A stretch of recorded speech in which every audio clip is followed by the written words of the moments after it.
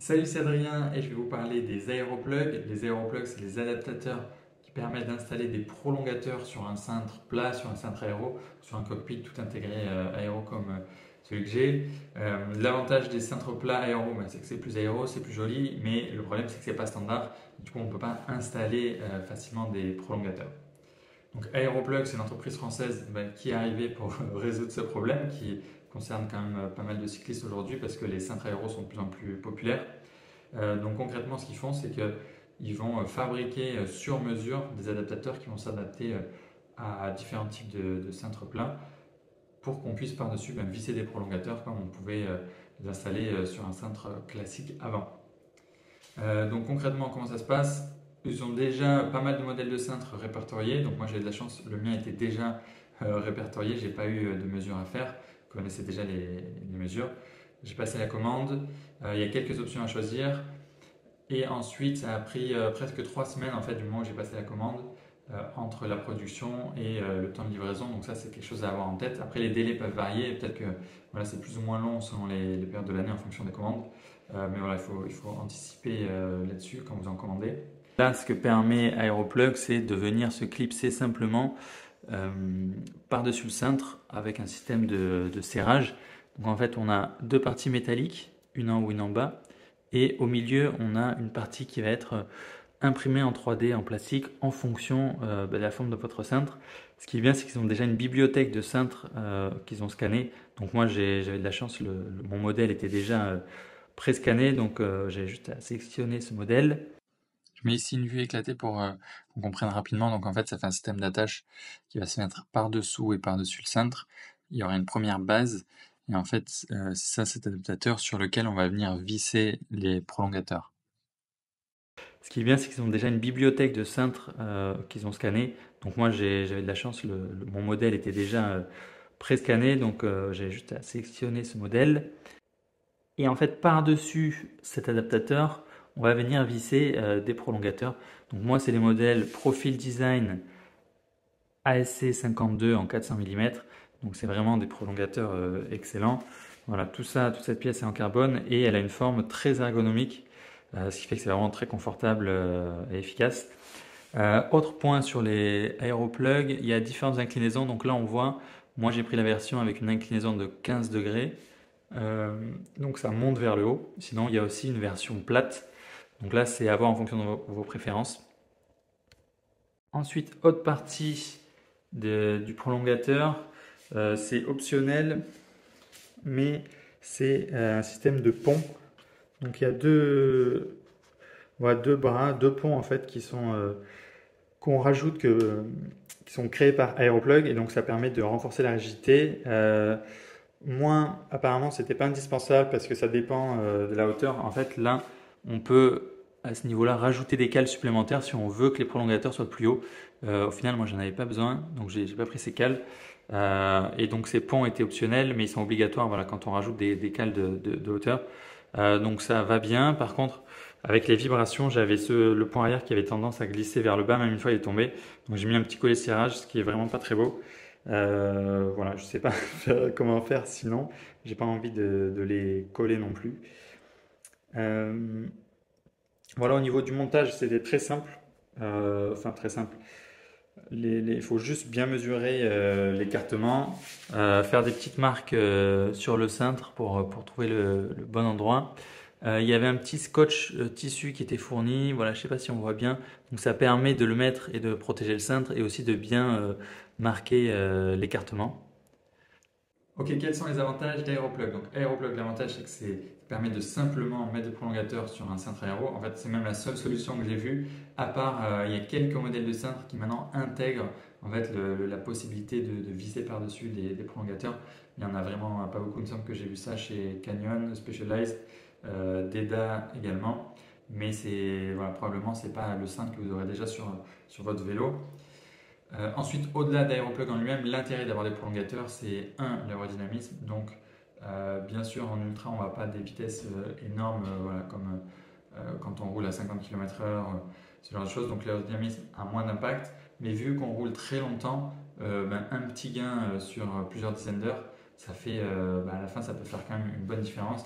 Ça permet soit d'économiser un peu d'énergie en forçant un petit peu moins dans la même vitesse, soit d'aller un petit peu plus vite, 1, 2, 3 km/h supplémentaires pour la même énergie dépensée quand on se met en position aérodynamique sur le prolongateur. Donc ça fait une différence.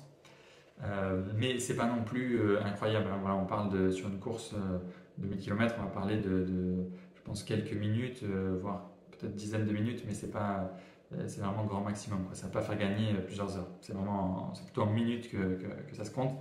Le deuxième intérêt, qui est en fait le plus important pour l'ultra pour moi, c'est le fait de pouvoir de changer de position. En fait, moi, ça m'a vraiment permis de relâcher les mains et les poignets et donc éviter d'avoir mal aux mains, aux poignets, parce que je sais qu'il y a pas mal de participants qui se retrouvent avec douleur au poignet, un peu des fourmillements, voire des pertes de sensations dans les doigts, et ça, voilà, c'est quelque chose que je voulais vraiment éviter. Ensuite, ça permet de relâcher aussi le dos. Ça permet aussi de changer de position, en fait, juste le fait de changer de position, ça évite ça enlève de la monotonie, on va dire. Ça permet de changer un peu et dans certains passages, ça peut aider à faire que les choses passent plus vite. Moi, perso, j'adore être en position aéro. J'ai l'impression d'aller beaucoup plus vite. Je pense que je ne vais pas autant plus vite que ce que j'ai l'impression. Mais en fait, je me sens plus en mode course et tout. Et hop, ça fait du bien des fois de relancer, de changer et de remettre un peu d'énergie et de vitesse. Donc moi, ça me permettait, voilà, sur des relances, quand il y avait des bonnes zones plates, hop, de me mettre un peu en aéro, de relancer, d'avoir l'impression d'accélérer, d'être toujours dans la course. Donc ça joue aussi sur l'aspect mental, motivation. Maintenant, les inconvénients, donc il y a quand même plusieurs inconvénients aux aéroplugs.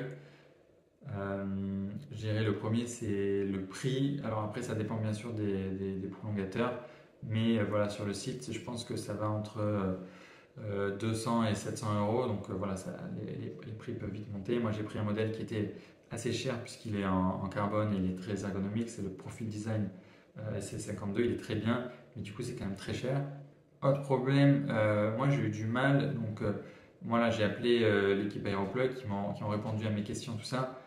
Mais en fait, j'ai eu du mal à avoir vraiment des conseils clairs et même, en cherchant sur internet tout ça, c'était vraiment pas évident de savoir en fait qu'est-ce que je dois acheter, qu'est-ce qui va être le mieux pour moi, quelle inclinaison choisir, quelle taille de prolongateur, quel écartement choisir. En fait, tout ça, c'était un peu flou et mystérieux et j'ai fouillé pas mal de temps sur internet pour essayer de comprendre voilà, comment ça marchait. Et il n'y a pas vraiment beaucoup d'infos là-dessus. Enfin, c'est pas très clair, c'est pas facile de comprendre comment ça marche. En fait, ce que j'ai l'impression, c'est qu'il y a beaucoup de ressentis, il y a beaucoup de. Voilà, chacun a un peu son idée, et sa méthode et son feeling. Donc, au final, ce que j'ai fait, c'est que je suis parti avec des choses assez standards au niveau de l'écartement. Il me semble que j'avais pris 11 cm d'écartement. Ensuite, pour la taille des prolongateurs, bon, là, ça dépend des modèles, mais moi, il y avait deux tailles. Je fais 1m80, donc j'ai pris la taille plus grande parce que je pense que j'ai des bras quand même assez longs. Sur l'inclinaison, il fallait choisir entre 0 et 15 degrés. Alors j'ai pris 15 degrés, il me semblait que le fait d'être un peu plus relevé, ça apportait plus de confort et peut-être même plus d'aéro. Mais voilà, tout ça c'est que des suppositions, donc j'étais un peu frustré vu le prix de manquer de clarté et de ne pas savoir exactement comment régler au mieux les prolongateurs. J'ai aussi cherché à faire une étude posturale, donc j'en ai déjà fait une, mais en mode normal. En fait, là, la personne qui faisait l'étude posturale ne pouvait pas les faire avec les prolongateurs. Et j'ai pas trouvé d'autres personnes là facilement, on va dire près de chez moi, qui faisaient ça. J'imagine qu'il y en a plein qui le font, c'est juste qu'il n'y en avait pas à proximité pour moi. Donc voilà, je dirais que c'était un des inconvénients, c'est que ça reste un peu flou sur comment bien choisir et bien régler. Donc là, il y a une chose, c'est en montée, ça gêne un peu les poignets si on veut tenir le cintre droit comme ça. Moi, voilà, des fois, ça me gênait un peu. Donc au final, j'avais plus les mains sur les cocottes. Donc voilà, ça c'est un truc à savoir quand les prolongateurs sont pas très hauts comme les miens, et ça peut potentiellement gêner un peu les poignets. Sinon, à part ça, j'ai pas vraiment de gêne. Bon, quelques fois, avant vraiment démonter quand j'étais fatigué, j'ai posé mes mains là pour être un peu plus haut, pour se tenir un peu plus droit, relâcher le dos, c'est bien. Euh, voilà, c'est je dirais juste l'inconvénient vraiment dans les montées assez raides, c'est que ça me gênait un peu pour tenir le cintre plat de manière droite. Ensuite, autres inconvénients, Ça enlève la garantie sur le cintre. Moi, j'ai pas eu de problème. J'ai vu vraiment, même j'avais mis un petit scotch tissu, donc ça n'a pas fait de marque, pas fait de craquement. Enfin, faut respecter